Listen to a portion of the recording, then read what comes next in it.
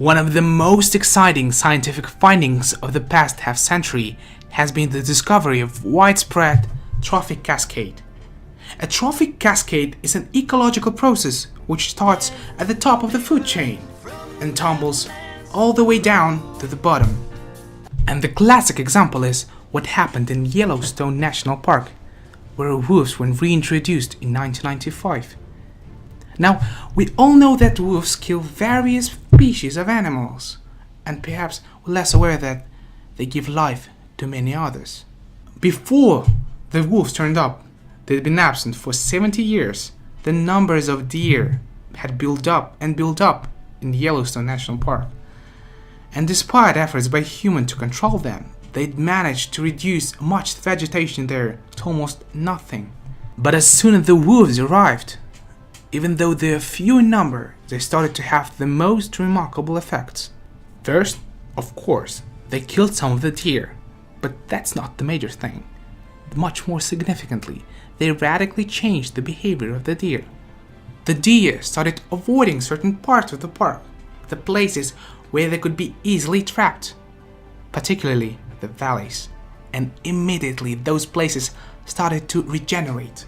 In some areas, the height of the trees quintupled in just 6 years.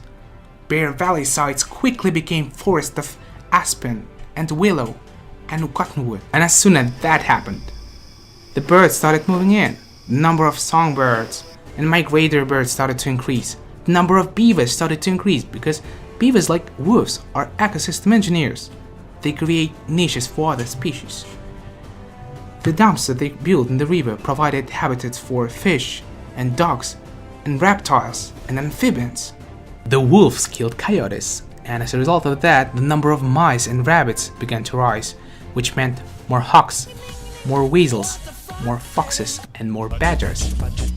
Ravens and bald eagles came down to feed on the carrion that wolves had left. Bears fed on it too, and the population began to rise as well. And partly also because there were more berries growing on regenerating trees. But here where it gets really interesting. The wolves changed the behavior of the river. They began to meander less. There was less erosion.